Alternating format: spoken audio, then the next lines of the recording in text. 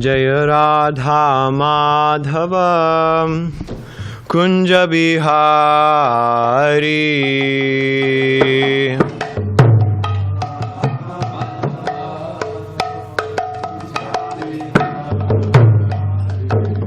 Jaya Radha Madhava Kunja Bihari.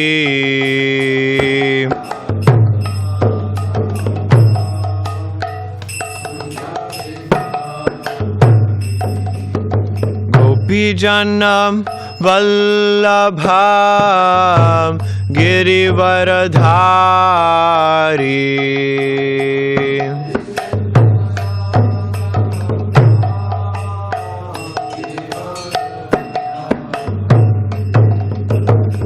Gopijana Vallabham Girivaradhari.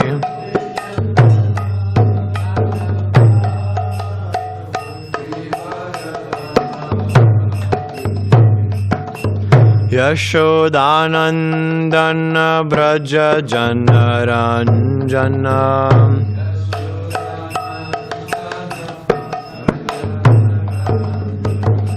Yashodanandana Braja Janaranjana.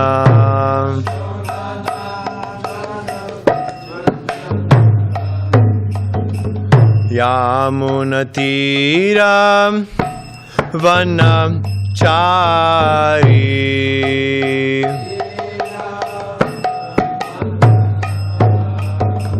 Yamunatira Vanachari.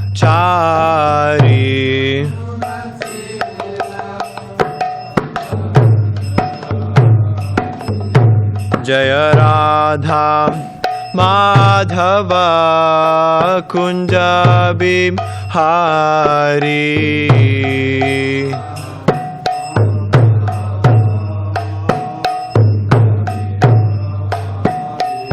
Jaya Radha Madhava Kunja Bihari.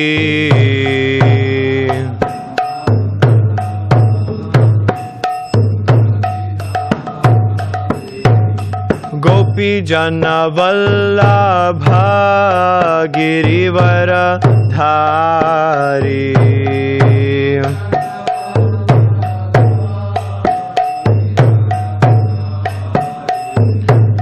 Gopijana Vallabha Girivaradhari.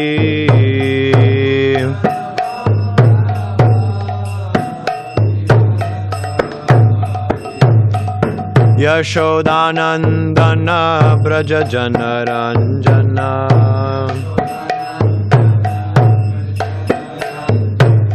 Yashodanandana Braja Janaranjana.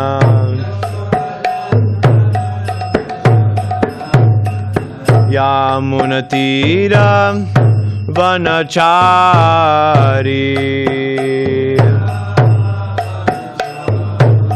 Yamunatira Vanachari.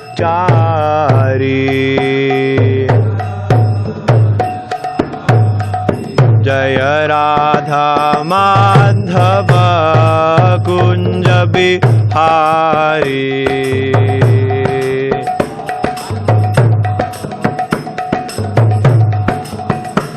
Jaya Radha Madhava Kunja Bihari.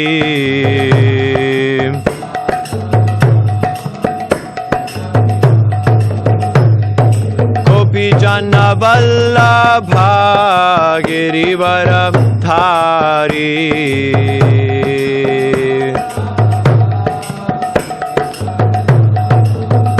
Jaya Gopijana Vallabha Girivaradhari.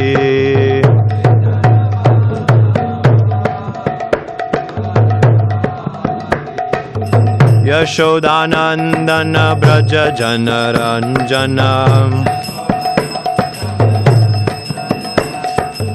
Yashodanandana Braja Janaranjana. Yamunatira vanachari Yamunatira vanachari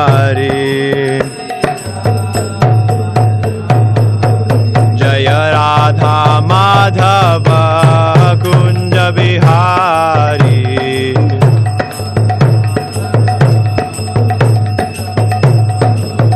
Jaya Radha Madhava Kunja Bihari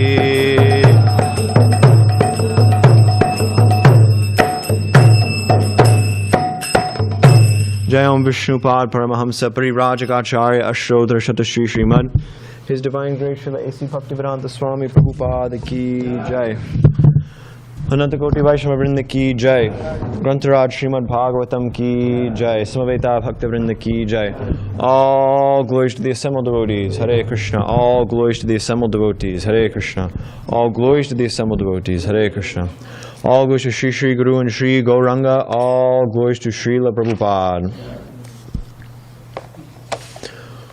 Om Namo Bhagavate Vasudevaya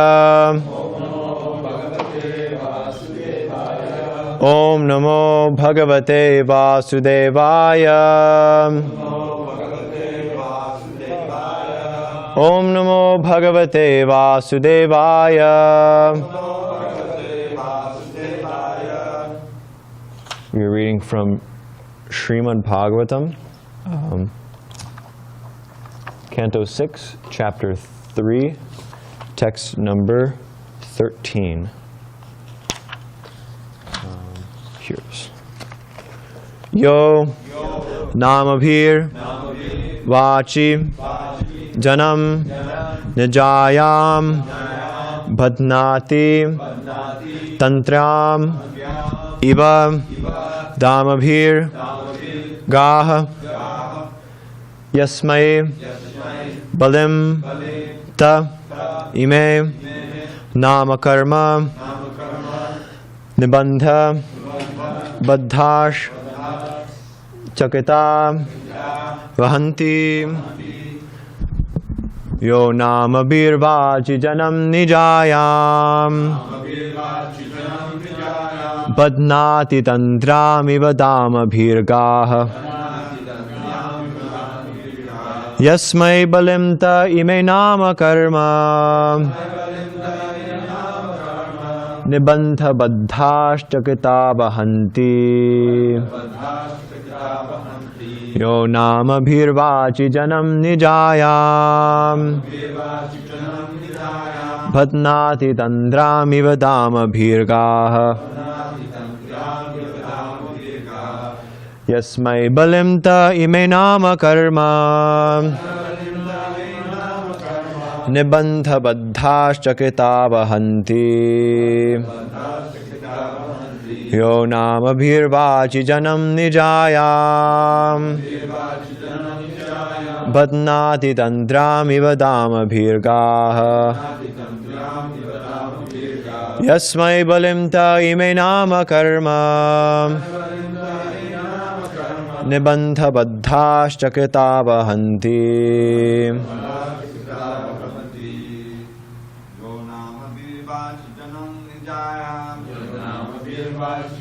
Nijayam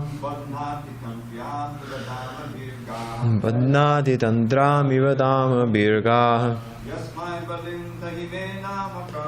Yasmai Balinta Ime Nama Karma Nibandha Badhash Chakita Vahanti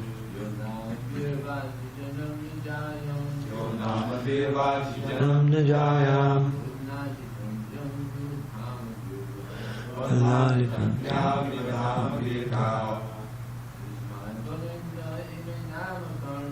Yasmai Balinta Ime Nama Karma Nibandha Badhash Chakita Vahanti Namabhir Vachi Janam Nijayam Bhatnati Tantramiva Damabhirgaha Yasmai balimta imenama karma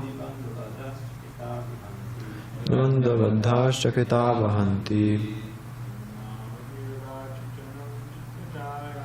Yama virvachi janam nijayam Padnati tantrami vadama virgaha Yasmai balimta imenama karma Devandha bandhashchakita vahanti. Anybody else?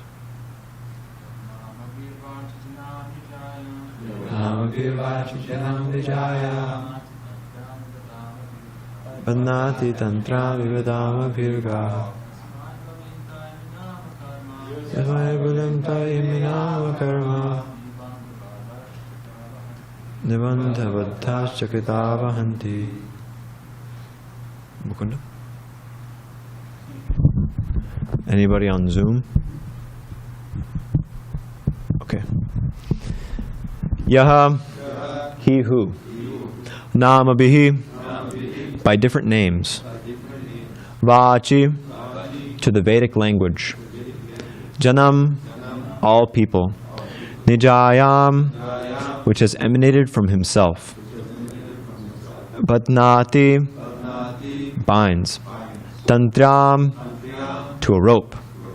Iva, like. Damabihi, by cords. Gaha, bulls. Yasmai, unto whom. Balim, a small presentation of taxes. Te, all of them. Ime, these. Namakarma, of names and different activities. Nibandha, by the obligations. Badha, bound. Chakataha, being fearful. Vahanti, carry. Translation and commentary by His Divine Grace, A.C. Bhaktivedanta Swami Prabhupada Ki Jai. Translation. Just as the driver of a bullock cart ties ropes through the nostrils of his bulls to control them, the Supreme Personality of Godhead binds all men through the ropes of his words in the Vedas, which set forth the names and activities of the distinct orders of human society, Brahmana, Kshatriya, Vaishya, and Shudra. In fear, the members of these orders all worship the Supreme Lord by offering him presentations according to their respective activities. Purport. In this material world, everyone is conditioned regardless of who he is. One may be a human being, a demigod, or an animal, tree, or plant, but everything is controlled by the laws of nature, and behind this natural control is the Supreme Personality of Godhead. This is confirmed by Bhagavad Gita 9.10, wherein Krishna says, Maya takshena prakriti suyate sacharacharam. The material nature is working under my direction and producing all moving and non-moving beings. Thus, Krishna is behind the natural machine which works under his control. Apart from other living entities, the living being in the human form of body is systematically controlled by the Vedic injunctions in terms of the divisions of varna and āśrama. A human being is expected to follow the rules and regulations of varna and āśrama, otherwise he cannot escape punishment by Yamaraj. The point is that every human being is expected to elevate himself to the position of a Brahmana, the most intelligent man. And then one must transcend that position to become a Vaishnava. This is the perfection of life. The Brahmana, Kshatriya, Vaishya, and Shudra can elevate themselves by worshipping the Lord according to their activities. Sve sve karmanyabhi abhirata samsiddhim lapade naraha. The divisions of varna and āśrama are necessary to ensure the proper execution of duties and peaceful existence for everyone. But everyone is directed to worship the Supreme Lord, who is all-pervading. Yena sarvamidam tatam. The Supreme Lord exists vertically and horizontally, otam protam. And therefore, if one follows the Vedic injunctions by worshipping the Supreme Lord according to one's ability, his life will be perfect. As stated in Srimad Bhagavatam 1-2-13, Adaf pumbhir dvija shrestha varṇāśrama vibhāgashaha svanushtadasya dharmasya samsiddhir haritoshanam.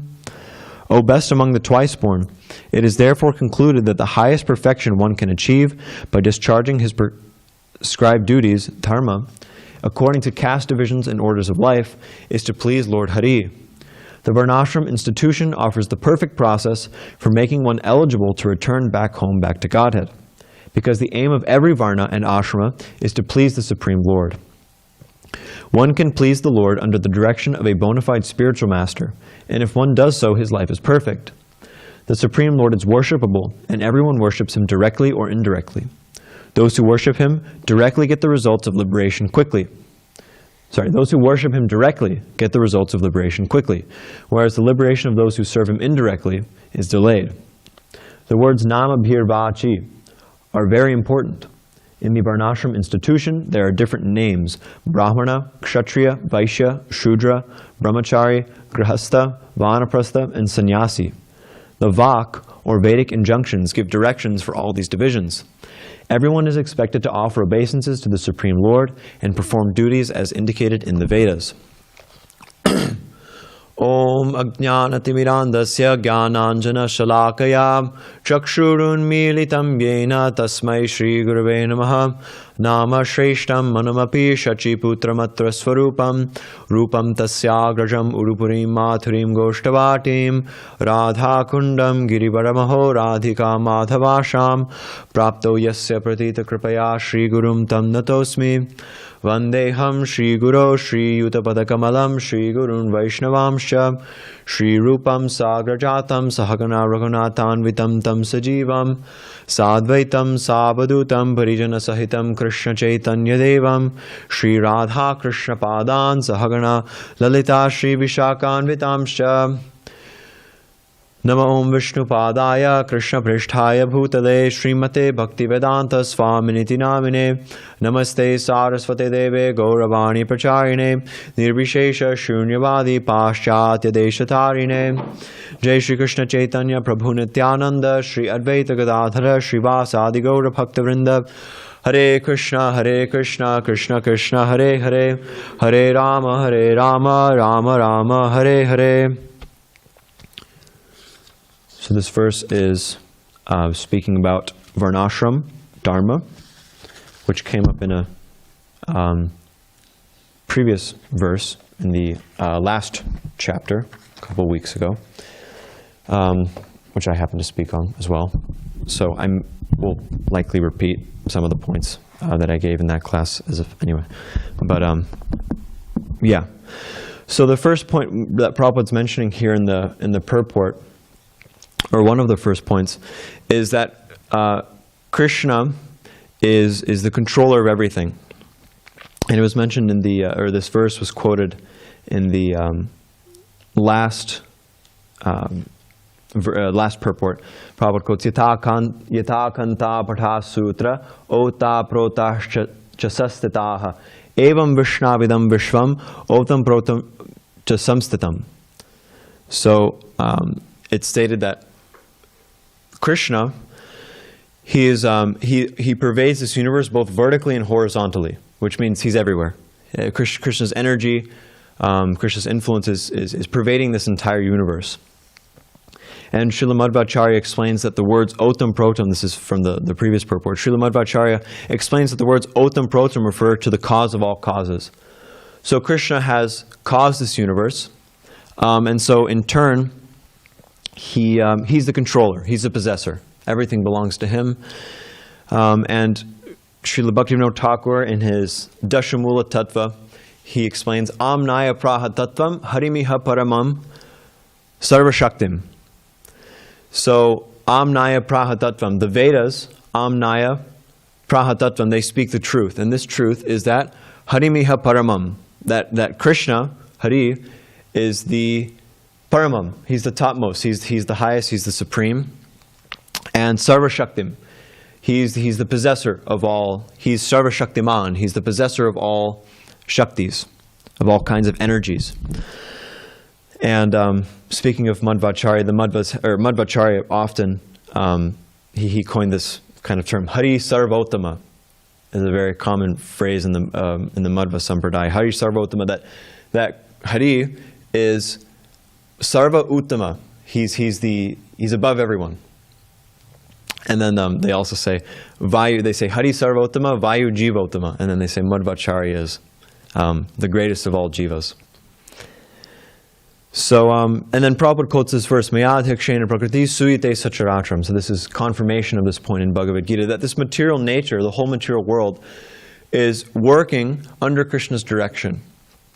And the material nature belongs to him. It's his Shakti. He's possessive of three main Shaktis. The Svarup Shakti, or the internal energy. The Tatastha Shakti, which is the marginal energy in between, which consists of the living entities. And the Bahiranga Shakti, the external energy, which is Prakriti, the material nature. So the jivas, the conditioned souls in this world, are Krishna's energy. We're Shakti. So we come from Krishna, and in turn we're possessed by Krishna. We're controlled by Krishna. And just like there's a part of the beach, if you go to the beach, you'll see there's a part of the shore.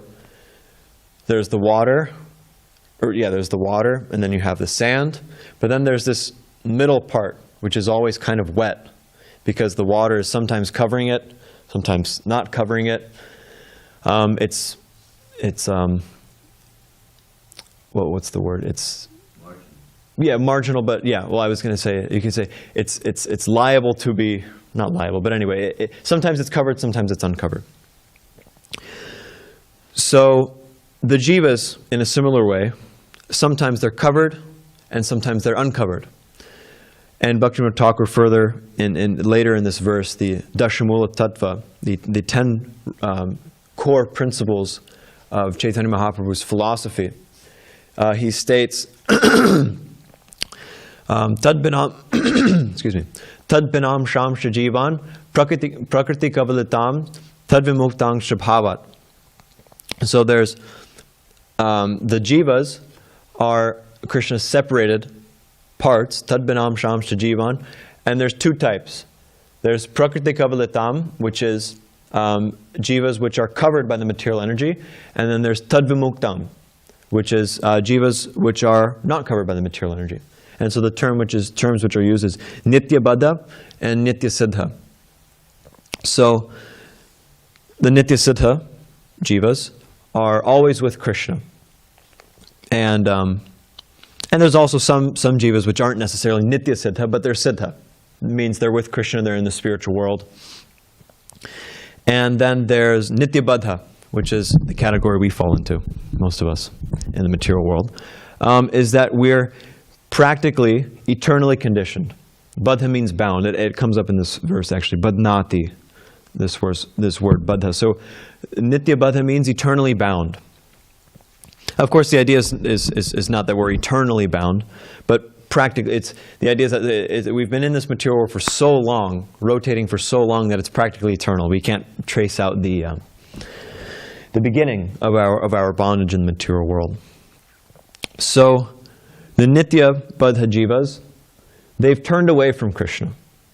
At one point we were all there in the spiritual world with Krishna, and we were enjoying with him different rasas, also in this Dashamula Tattva, in the first line, Sarva Shaktim Rasabdhim. Krishna is the ocean of all rasas. So in the spiritual world, originally the jiva's swarup, the jiva's natural position, is to enjoy rasa with Krishna, enjoy a relationship, different relationships with Krishna, for Krishna's pleasure, of course. But somehow or other, some of the jivas decided that maybe there's something else out there. So Krishna then sends those particular jivas to the material world to try to work it out, to try to enjoy, see, or to test their hypothesis that maybe there's something else to enjoy other than with Krishna. And so it's stated in Srimad Bhagavatam in a verse which is quite similar, or at least there's a line which is quite similar in this verse to the verse I'm about to quote. Te pisha tantram urudam nibaddha. So when a living entity desires to enjoy this material world, considering the objects the external objects of the senses to be very valuable.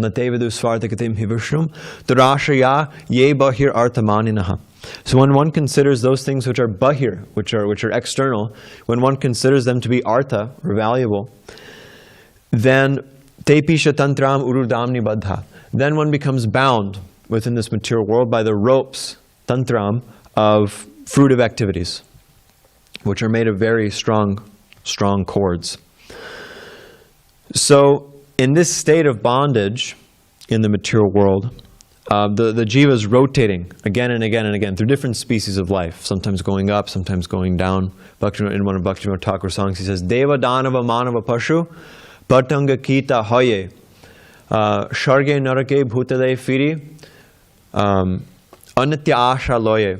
That my desires, my asha for that which is anitya asha loy, it's dragging me, it's taking me sometimes to heaven, sometimes to hell, sometimes returning to this earthly planet and cycling all through different lives, deva, danava, manava, pashu, sometimes it is a demigod, sometimes as a man, sometimes as a demon, sometimes as an animal, a bird, or an insect. So like this, the desires of the living entities to enjoy that which is temporary is dragging them with these strong ropes, just like it's stated in this verse, Padnati tantrami vadama birgaha.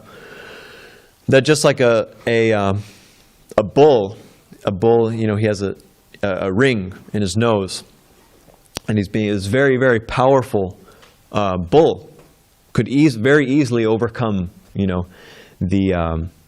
the farmer, whoever is dragging him. But just by this little ring in his nose, he's being dragged here and there. So similarly, our material desires, the material desires of the jiva, which is naturally the jiva is completely spiritual, but this little insignificant material desire is dragging him all over the universe, all in different forms of life, sometimes high, sometimes low, etc. And in this state of rotation, in this state of punah punah sharvata charvananam, chewing the chewed over and over again, the jiva accumulates all these impressions and all these reactions for their activities, whether sinful or pious, and becomes more and more conditioned. Like there's these two verses in the Bhagavad Gita. Dhyayato vashyam pumsa sangasteshu vajayate sangat sanjayate kama kamat krodha vijayate krodad bhavati sammoha sammohat smriti vibhramaha smriti bramshat buddhinashat pranashyati. So when one meditates on the objects of the senses and one associates with them, then lust develops. When one associates with the objects of the senses, lust develops, and then from the frustration of lust, which is just inevitable, then anger develops. Krodad bhavati sammoha. Then from anger, one becomes deluded. And from this delusion, their memory goes. And when their memory goes, they forget what's right and wrong. They forget what is to be done, what is not to be done, what's worked in the past for them, and what hasn't worked. And then like that, when their memory is bewildered, then they just back in the material pool. They're plunged into the material pool. And so when one is rotating, when one is lost in this ocean, one acquires all different kinds of, according to their activities, different samskars, different reactions to their activities, which influence their consciousness. And like this, we become conditioned. And like this verse that I quoted was saying, and then one has no idea of what the real goal of life is. One has no idea, practically one can't know, actually. That by this enjoyment in the material world, by trying to enjoy opulence in this material world, that one's consciousness is stolen away. Maya parhita jnana. That by this enjoying in the material world, Maya steals away one's jnana, or one's intelligence. But the human form of life, there's one form of life among all the 8.4 million different forms of life, which are in this material world, there's one form of life which is particularly conducive, actually not even just particularly conducive, it's the only one which is, practically speaking, conducive for breaking the cycle, for getting out, and for cutting off these ropes of fruitive activities. And it's the human form of life. And Chanakya Pandit states, Ahara nidra bhayamaitunam cha samanyam etat pashubhir naranam dharmo hitesham adako vishesho dharmena hina pashubhi samanaha. That there's four types, there's four things which the animals have in common with the humans. That's Ahara nidram bhaya maitunam cha. So eating, sleeping, mating, and defending. But what is that thing which distinguishes the human form of life from the animal life? And it's the ability to understand dharma, the ability to understand what is to be done and what is not to be done. Dharma is kind of generically translated to religion, but dharma is a very big subject. But basically, at the most base level, the difference between the human form of life and the animal forms of life is that humans have some kind of moral compass. Humans have some kind of way of understanding what is to be done and what is not to be done. So, following this, what is to be done, this dharma, and of course, devotees of Krishna understand that, like it's quoted in this purport, samsiddhir svanushthatasya dharmasya samsiddhir haritoshanam. That the perfection of all dharma, whether it's varṇāśrama dharma or whatever, the perfection of dharma, svanushthatasya dharmasya samsiddhir haritoshanam, is the pleasure of Krishna, to please Krishna. This is the Vaishnava understanding of dharma. So, the human form of life is meant to, just as we turned away from Krishna previously, the human form of life is meant to provide us with an opportunity to turn back toward Krishna. Excuse me. To dovetail, Srila Prabhupada uses this word, to dovetail our propensities, to dovetail our body, our existence in general, for the service of Krishna, for the pleasure of Krishna. Jivera Swaruphoy Krishna Nitya Das. And this is our original position. This is our original position.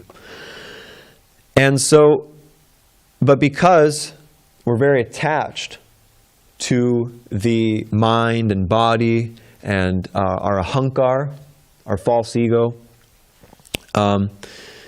it's very difficult because these things have developed. This body and this mind and the ahankar and everything has developed according to how we've enjoyed this world. Like, for example, if one person is thinking, I'm a husband. Why are they thinking they're a husband? Because they're enjoying their wife.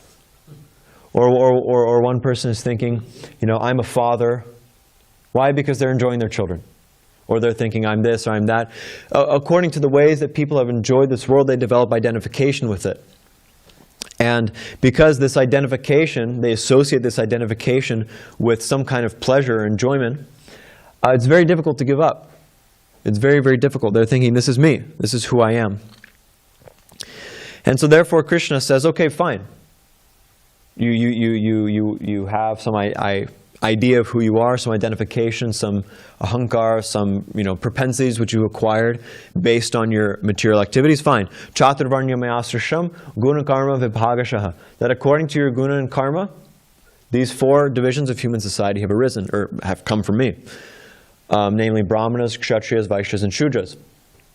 Tasya kartaram api mam vidya kartaram aviyam. And then, and then Krishna says, this has come from me, but you should know that I'm not really a part of it. So, this varṇāśrama dharma is Krishna's system by which one can use the propensities that they've acquired in the material world, their svabhav, in Krishna's service. So it creates a very favorable situation for one, you could say like a natural situation, or a more natural situation for one to engage in Krishna's service. Like this verse is saying, Yasmai balimta ime nama karma nibantha baddhashcha kitavahanti. That Krishna is binding all of the jivas, according to their guna and karma, according to their nama and karma, nama meaning the name of their varna, according to their nama and karma, their varna and their work, Krishna's binding them with the ropes of vak, shastra vak, the injunctions in scripture. So it's a very good system, and this is the basis of varṇāśrama dharma. That according to one's nama and karma, according to one's guna and karma, one should offer everything to Krishna. And it's said, "Taf pumpir dvijashreshtam varṇāśrama vibhāgashah sunushritasya dharmasya samsiddhir haritoshanam." That the perfection of one's, like I said, the perfection of one's guna and karma, and also the prescribed duties in relation with their guna and karma, is haritoshanam, the pleasure of Krishna. So it's a very nice system that Krishna's made. It's created by God, for God, in a way which is very efficiently engaging the living entities in the worship of Krishna.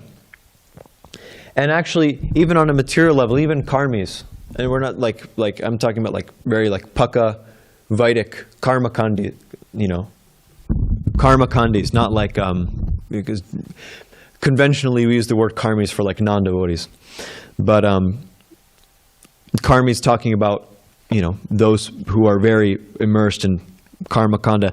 Even actually they understand that actually this varṇāśrama dharma is a very good thing, and they follow it very strictly. In previous times it was followed very strictly. Why? Because the varṇāśrama, or Vedic society in general, the basis of Vedic society is shreyas. In material society, the focus is prayas. Means one's immediate benefit. Everybody's looking for some kind of cheap high, so to speak. Everyone's looking for some kind of instant pleasure, instant gratification. But one who is actually intelligent, one who's actually cultured, understands that, okay, this life isn't all in all. At least they understand that. This life isn't all in all. And what can I do so that I can achieve some kind of lasting pleasure? Not just some kind of thing that'll last for a few moments. What can I do so that I can achieve something which will last very long? My ultimate benefit, not just now, but in the next life. And so therefore, Vedic society, even on a material level, is organized around yajna. And for yajna, one needs grains, one needs ghee, one needs brahmanas to perform the yajnas. One needs, kshatriyas to organize everything. So in this way, Vedic society is organized around yajna. The Shudras produce things, and the Vaishyas distribute it. The Kshatriyas make sure that everything's going on. They kind of ensure the logistics of everything. And the Brahmanas, they make sure, they oversee everything and see that all the different varnas and ashrams are acting according to vak, like it's saying in this verse, shastra vak. That everything is going on according to the rules and regulations of shastra, even on a material level. Well, to speak of daivi varnashram, which is based on this principle of samsiddhir haritoshanam, for the worship of Krishna, there's paraphernalia which is needed. There's, of course, still grains and ghee and all these things required, and brahmanas to perform the worship, the kshatriyas to organize everybody. Still, all these things are needed. So the duty of the brahmanas is to ensure that the whole thing is going on according to vak, according to the Vedic regulations, pancharatra, etc. And therefore, Srila Prabhupada wanted to establish, he wanted to establish varṇāśrama dharma in general, of course. We understand this, and this was also the desire of Bhaktivinoda Thakur and Bhaktisiddhanta Saraswati Thakur, that daivi varṇāśrama dharma be established for the benefit of all the conditioned souls. And so Srila Prabhupada's, you could say, first step in establishing this daivi varṇāśrama dharma is that Prabhupada wanted to create a class of brahmanas, by which basically like building it from the top down. Because as soon as you have the brahmanas who understand shastra, who understand what is to be done, what is not to be done according to the rules and regulations of pancharatra, etc., then the rest, everything else follows. Because the whole society should be structured, and in general, one's spiritual life should be structured on the conclusions, the conclusions of Shastra, the rules and regulations provided in Shastra. And one might say, okay, well, Chaitanya Mahaprabhu said that, varṇāśrama dharma is external. He's talking with Ramananda Roy, and he was asking him, what's the topmost thing? And Ramananda Roy, the first thing he said was, well, follow one's varṇāśrama duties. It's external. Chaitanya Mahaprabhu rejected it. And it's true. It's true. Daivi varṇāśrama dharma is external, but it's external as much as the thing is, okay, yes, it's external, but we're also external. We're in external consciousness. The problem is that we're materially contaminated. And so, while varṇāśrama dharma is an external arrangement, it's a really good one. It's a really a good one in the sense that it's very conducive for putting one in Krishna consciousness, for developing one's Krishna consciousness, because it creates a very peaceful atmosphere. Creates a very peaceful atmosphere whereby one's mind isn't so disturbed. You don't have to think, okay, what job am I going to do, or this thing or that thing. It's just very straightforward. You do your duty, and you offer the results to Krishna, and then naturally, just by doing this, one makes spiritual advancement. And so this is the principle of Vaidhi Bhakti. Vaidhi Bhakti means bhakti according to the rules and regulations of Shastra. So in the beginning, when one is still materially contaminated, one follows Vaidhi Bhakti. It's not that one can just jump up and so you could say fight above their weight class. If one is materially contaminated, one has to follow the rules and regulations of Shastra, which are meant for, like it's saying in here, Sunushitasya dharmasya samsiddhir haritoshanam, which are meant for pleasing Krishna, which are meant for developing one's Krishna consciousness. And this is the principle which is stated in this verse. Yo nama virvachi janam nijayam padnati tantram eva dama virgaha. That Krishna, according to everybody's guna and karma, he's binding everybody with the words, with the rules and regulations given in Shastra. Why? For their benefit. For the benefit of the conditioned souls, so that they may return back to Him. So this is the idea of making the best of a bad bargain. The material body, the material world, material consciousness that we're in, it's a bad bargain. We've gotten ourselves into a bad situation, into a sticky situation, so to speak.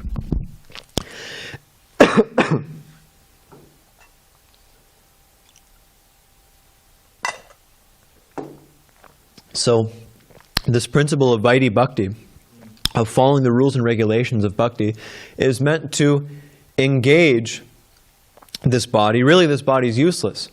The body has nothing to do with us. The body has nothing to do with Krishna, practically speaking. We can't really serve Krishna all that nicely with the material body. I mean, Krishna is like it's saying, Chintamani prakara sadma sukalpa vriksha lakshavrateshu surabhira vipalayantam lakshmi sahasra shata sambrama sevyamanam govindamadi purusham tamaham bhajami. Just this one, the first verse of the Govindam prayers is saying Krishna's in his abode, which is made of Chintamani gems, and he's herding millions of he's surrounded by desire trees, and he's engaged in pastimes of herding surabhi cows, which yield unlimited milk.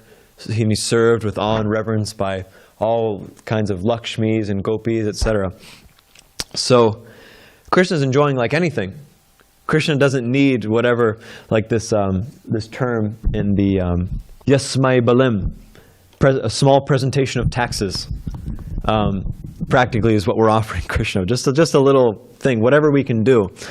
And so this is the principle of Vaidhi sadhana bhakti. Kritya sadhya bhavet sadhyaha bhava sa sadhana abhidha nitya siddhasya bhavasya prakatyam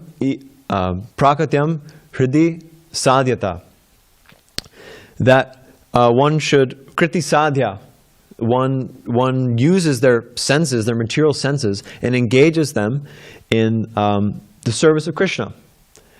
And by this engagement of the senses in the service of Krishna, sadhya bhava, one attains sadhya bhava, which is the perfection, sadhya, perfection. Sa sadhanabhida. And this is the definition of sadhana, which is given by Srila Rupa Goswami. Nitya siddhasya bhavisa, it's actually already present within the heart, this bhav, this love for Krishna. And then the last line is prakatyam hridi sadhyata. And by this engagement of the senses in sadhana, according to rules and regulations, then prakatyam hridi sadhyata. Then eventually this sadhya will become manifest within the heart. And there's another verse in the Bhagavatam, which is very famous, even outside of the Vaishnava Sampradayas. Kayena vācā manasendhirva buddhyatmana vānusuta svabhavat kuroti yadyat sakalam parasmai narayanayati smarpayetat. One should go about their duties, their daily duties, whatever they do with their mind, their body, and their words, etc. And one should think Narayanayati sakalam parasmai Narayanayati samarpayetat. One should think this is for Narayana, this is for Krishna. And so Prabhupada says also in this verse, in the purport, the Supreme Lord is worshipable when everybody worships Him directly or indirectly. Those who worship Him directly get the results of liberation quickly, whereas the liberation of those who serve Him indirectly is delayed.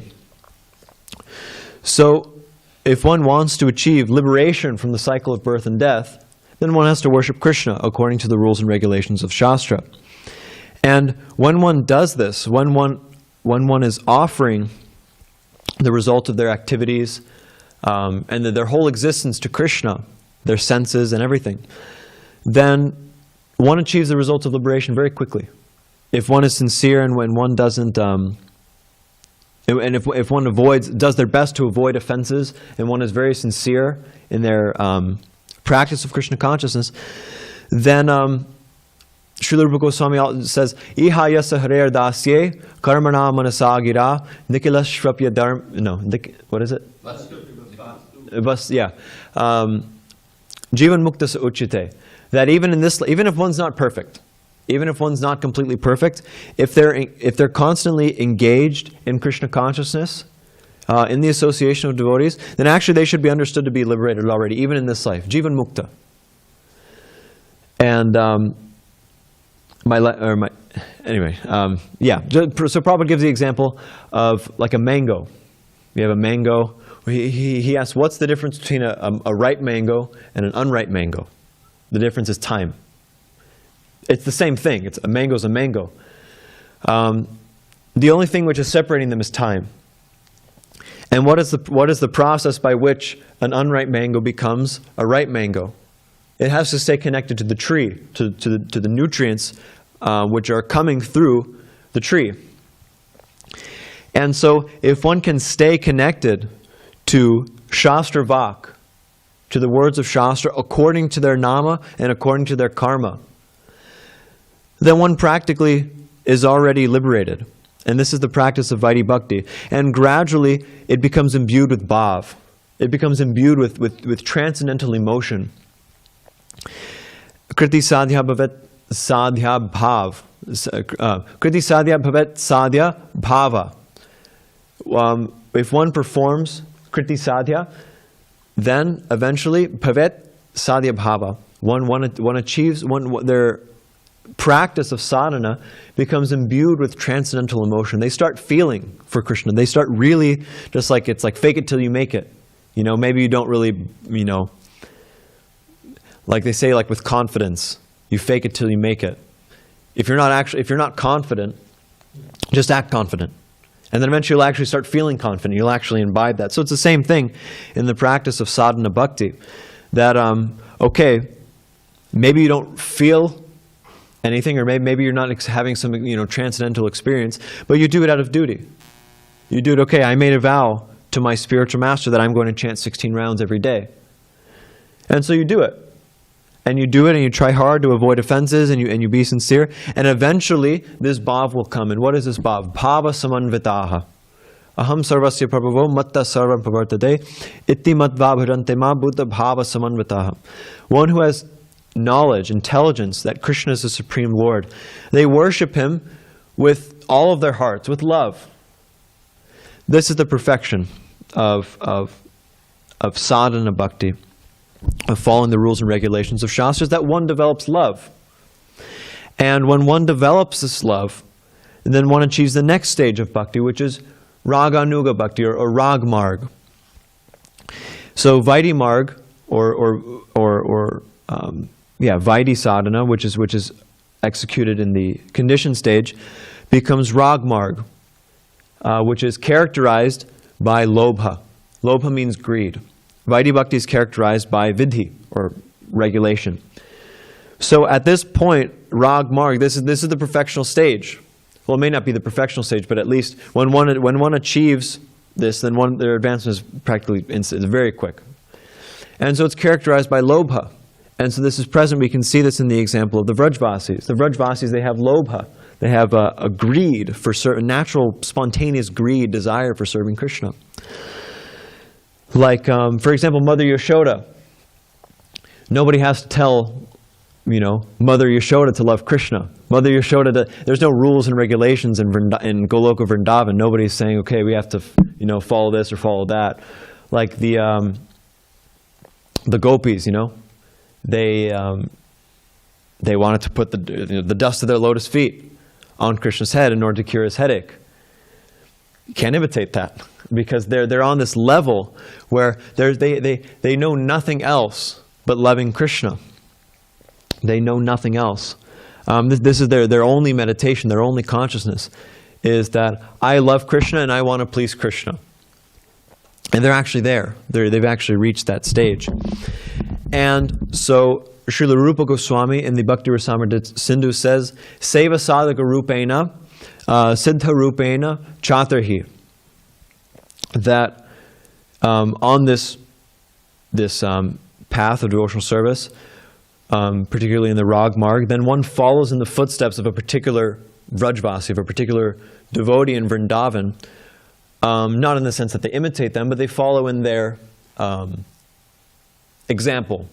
Like, for example, if one wants to be a cowherd boy, then one meditates on the cowherd boys and like this follows in their footsteps internally. Seva sadhaka rupena, siddha rupena chatarhi. Then one develops this internally, but externally he engages in regulated activities of devotional service. So there's two things going on. And Vishwanath Chakravarti Thakur, in his purport to this verse, Seva sadhaka rupena, he states that one should, if one wants to really follow in the footsteps of the Vrajvasis, then one should act in the same way that the Vrajvasis acted when they came to this world. And we see in the example, the Vrajvasis very recently came to this world with Chaitanya Mahaprabhu, Krishna and Radharani and the cowherd boys and the gopis. They came to this world. So for example, like Rupa Mandri, if one wants to follow in the footsteps of Rupa Mandri, then what do? You follow Rupa Goswami. And what did Rupa Goswami do? He wrote all kinds of literatures and he preached Krishna consciousness. And similarly, the Dwadasha Gopals. If one wants to be a cowherd boy, then preach like anything, like the Dwadasha Gopals, the descendants of Lord Nityananda. In chapter 11 of the Adi Lila, it's stated all the expansions and descendants of Lord Nityananda Prabhu. So, of course, in our particular line, in the line descending from Bhaktisiddhanta Saraswati Thakur, Bhaktivinoda Thakur, the emphasis isn't placed so much on this internal meditation that let me just, sit in one place and chant and Lila Smaranam, and it's a very difficult path, and it's meant for liberated souls. And there are some who do it, but our path is this. If we want to achieve residence in Goloka Vrindavan, if we want to really follow in the footsteps of the Vrajvasis, then let's act as they did when they came to this world. Let's preach Krishna consciousness like anything, following in the footsteps of the cowherd boys, following in the footsteps of the gopis. And like this, then naturally one develops this this bhav, then actually one develops this internal perfection. Yatha yatha gaura padara vinde vindeta bhaktim krita punya rashihi tatata tot sampati hridya kasmat radha padamboja sudam shirashihi. That if one wants to achieve Radha and Krishna in Vrindavan, yatha yatha gaura padara vinde, to the extent that one surrenders to Chaitanya Mahaprabhu's mission, to the extent that one surrenders to the lotus feet of Chaitanya Mahaprabhu, vindeta bhaktim krita punya rashihi tatata tot sampati hridya kasmat radha padamboja sudam shirashihi. That to the extent that one surrenders to Chaitanya Mahaprabhu's mission, throwing himself, into the mission, into the mood of Chaitanya Mahaprabhu and delivering the fallen conditioned souls, to that extent, one achieves Radha and Krishna in Vrindavan. Tatata tot sampati hridya kasmat radha padamboja sudam shirashihi. So if one wants to achieve, if one wants to have this very esoteric realization and very, very high realization of Krishna consciousness, then throw yourself into the preaching movement and follow the rules and regulations of Shastra in this way. And this is the perfectional stage. This is samsiddhir haritoshanam. This is the way to please Krishna. Follow the rules and regulations of Shastra, and then, that's what I wanted to say. Just connecting it back to this verse, Padnati tantrami vidama birgaha. What are we doing by preaching Krishna consciousness? We're taking more people, we're bringing them into the fold, allowing them to be tied up and to be bound by the ropes of Shastra Vak, allowing them to be bound up by Krishna, and bringing them into the fold of devotional service, teaching them how to follow the rules and regulations of Shastra in order to achieve Haritoshanam, in order to please Krishna. So, I guess I'll stop there and we can have questions if there's anything. Maybe a couple minutes, if there's anything. One question.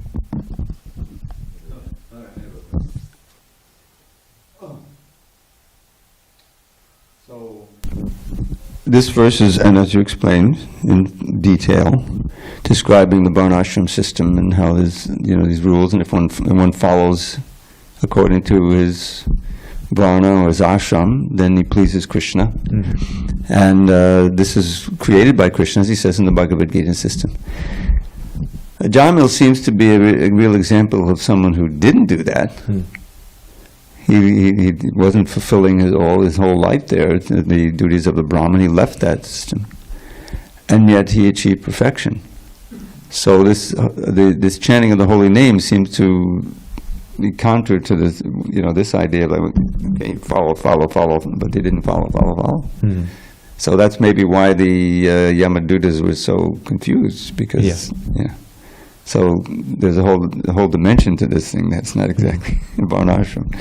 Yeah, definitely. Like Prabhupada says, the point is that every human being is expected to elevate themselves to the position of a Brahmana, the most intelligent man, and then one must transcend that position and become a Vaishnava. So Vaishnava Dharma, Bhagavat Dharma is technically, above varṇāśrama Dharma completely. But Prabhupada's making the point that for the execution of Vaishnava Dharma, for the execution of Krishna consciousness, then varṇāśrama is a good system. Just like being a brahmachari is it's an external thing. Like Chaitanya Mahaprabhu says, Naham vipro nacha nanapatir napi vaishrana shudro Naham varni nacha grihapatir novanasto yatirva kintu prodhyan nikila paramananda. No. Purnamritab there. Gopi bhartu patakamali or Dasa dasam dasaha. He says, I'm not a Vaishya, I'm not a Brahmana, Vaishya Shudra, Kshatriya. I'm not a Brahmachari, Grihastha, Sannyasi, Vanaprastha, etc. I'm the servant of the lotus feet of the gopis. So it's true. But at the same time, I think definitely brahmacharis would understand while being a brahmachari is an external thing, it's a pretty nice arrangement. It's pretty helpful. So anyway, I guess we can end. Grantharaj Srimad Bhagavatam ki jai. Krishna Kripa Srimurti Srila Prabhupada ki jai.